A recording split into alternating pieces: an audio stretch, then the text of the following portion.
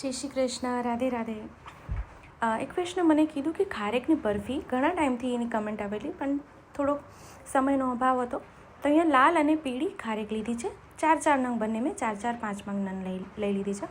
સરખી ખાસી કરી લૂછી અને અંદરથી એને આવા રેસા કાઢી લેવાના છે. જો આપણે અહીંયા જોઈ શકો છો, અંદરથી રેસા આવી રીતે નીકળે છે, એટલે એ રેસા કાઢી લેજો.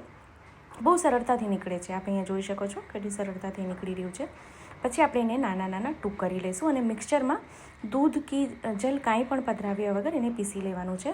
આમાં આપણે મલાઈ, દૂધ કે કંઈ ઉપયોગ નથી કરવાનું, જેથી આપણે સામગ્રી 8 થી 10 દિવસ એને રાખી શકાય. કારણ કે દૂધવાળી જે સામગ્રી હોય તો વધારે દિવસ સ્ટોર ના થાય. અને હવે જો આવી રીતે બધા રેસામાંથી નીકળી જશે. હવે મિક્સચરમાં સાથે એલચી બી 2 થી 3 નંગ પધરાવી દઈશું અને એને પીસી લઈશું. તો જો અહીંયા પીસાઈ ગયું છે. હવે આપણે એને કઢાઈમાં લઈ લઈએ. કઢાઈ હંમેશા જાડા તળિયાવાળી લેવાની. આપણે હંમેશા સામગ્રી કરવા ટાઈમે એ જ સજેસ્ટ કરું છું. ઓનલાઈન મળે છે, મોલમાં મળે છે, કોઈ બી સાધારણ વાસણની દુકાનમાં પણ મળી જશે આવી કઢાઈ, જે લાઈફ ટાઈમ માટે યુઝફુલ છે, કારણ કે આમાં સામગ્રી સુંદર થાય છે. સાથે આમાં 1 મોટી ચમચી ઘી પધરાવી દઈશું અને ધીમી આંચે પહેલાં ખારેકને આપણે શેકી લઈશું, જેથી એનું જેટલું મોઇસ્ચર છે પહેલાં બળી જાય. તો એનું મોઇસ્ચર બળી જાય પછી આપણે એમાં સાકરનો ઉપયોગ કરશું.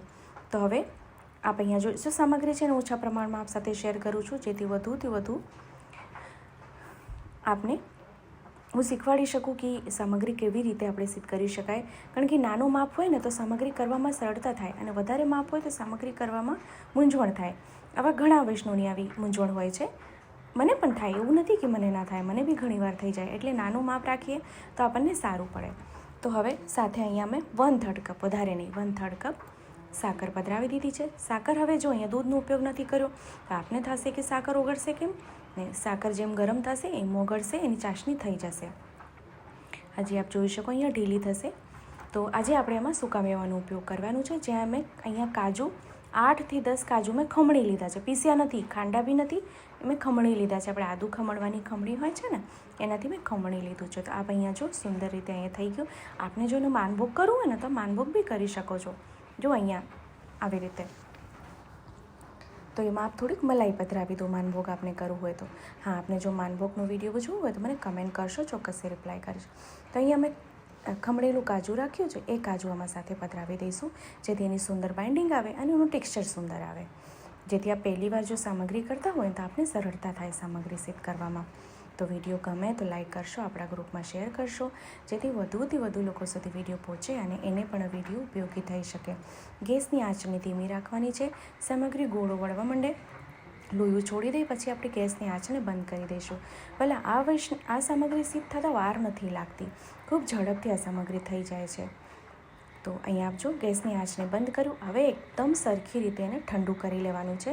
આપણે ગેસથી નીચે ઉતારી લઈએ, ગેસથી નીચે મૂકીને આપણે એકદમ એને ઠંડુ કરી લઈએ. પછી આપણે એને ચોકીમાં ઠારી દઈશું. કોઈ બી પ્લેટમાં એને ઠારી શકો છો. તો જો ચેનલ પર નવા આવ્યા હોય તો ચેનલને સબસ્ક્રાઈબ કરશો, બેલ આઇકોન હિટ કરશો, જેથી જ્યારે બી કોઈ વિડીયો અપલોડ કરું તો આપ સુધી નોટિફિકેશન આવી જાય. તો અહીંયા આપજો સામગ્રી ખૂબ સુંદર ઠંડી થઈ ગઈ છે. હવે એક ચોકીમાં ઘી લગાડીને મેં રાખ્યું છે, એમાં સામગ્રીને ઠારી દઈએ. માપ અહીંયા ખૂબ ઓછો છે. હા, પણ આપ જો વધારે માપમાં સામગ્રી કરવા ઈચ્છતા હોય તો વધારે પ્રમાણમાં સામગ્રી કરી શકો છો. આપને જો આમાં હજી કાંઈ ન સમજાય તો આપ ફરીથી કમેન્ટ કરશો, ચોક્કસથી આપને રિપ્લાય કરીશ. હા, જવાબ દેવામાં થોડુંક મોડું થઈ જાય છે, એના માટે ક્ષમા માંગીશ, પણ જેવું મને સામે મળશે હું આપને રિપ્લાય ચોક્કસથી કરીશ. તો અહીંયા જો ચોકીમાં ઠાળી દીધું છે. હવે એને સરખી રીતે તાવેથાથી એકદમ સ્પ્રેડ કરી દઈએ, એકદમ ઇવનલી એને સ્પ્રેડ કરી દઈએ. તો જો વાલા, આજે હું આ સામગ્રી કરી આજે આપણે, તો આજે હું ખાલી આપણે ટૂંક કરીને દેખાડી દઈશ, પણ એક દિવસ આ સામગ્રી રહેશે, નીકળી તો સેમ ડે જશે, એના ટૂંક જે છે સેમ ડે થઈ જશે, પણ એકદમ પ્રોપર જે બરફીનું ટેક્સચર હોય, જે ટૂંકનું ટેક્સચર હોય, એ આપણે બીજા દિવસે જોવા મળશે, કારણ કે એ સુંદર સેટ થઈ ગયું હશે ને એટલે. તો અત્યારે મેં કાજુ બદામની કતરણ રાખી છે, જેથી ઉપરથી આપણે સજાવટ કરી દઈશું અને એને નાના મોટા આકારમાં ટૂંક કરી લઈશું. આપને જેવું ગમે એવું ટૂંક અહીંયા આપ કરી શકો છો. તો આપણે શ્રી પ્રભુને સોહાય તેમ અહીં ખૂબ સુંદર લીલી ખારેકની ટૂંક અહીંયા સિદ્ધ થઈ ગઈ છે. તો આપને વિડીયો કેવો લાગ્યો છે કમેન્ટ કરીને જણાવશો, કારણ કે આપ સૌનું કમેન્ટ ખૂબ જ પ્રોત્સાહન આપે છે કે આપણે કંઈક પ્રભુ માટે નૂતન સિદ્ધ કરીએ. તો અહીંયા જો કેટલી સરળતાથી અહીંયા ટૂંક થઈ રહ્યું છે અને નીકળી પણ ગયું છે. આપ અહીંયા જોઈ શકો છો. હજી લીલું છે, એકદમ તાજું છે એટલે. પણ બીજા દિવસે બી આપને એનું ટેક્સચર હું હમણાં દેખાડી દઈશ. તો અત્યારે એક પાત્રમાં આપણે એને સાજી લઈએ. મેં બંને જો લીલી અને એટલે લાલ અને પીળી બંને ખારેક મેં ભેગી કરી છે, બરાબર. તો આપણે એકલા ખારેકની લાલની કી એકલી પીળીને કરવી હોય ને તો આપ કરી શકો છો, પણ બંનેને મેં ભેગી કરી છે જે તેનું ટેક્સચર ખૂબ સુંદર આવે એટલે. તો અહીંયા આપેનું રંગ બીજો ખૂબ સુંદર સુહાય છે પ્રભુને. તો આવી રીતે જ બધા ટૂંક આપણે એક પાત્રમાં સાજી લઈએ. તો નજીકથી આપણું ટેક્સચર જો કેટલું સુંદર આવી ગયું છે,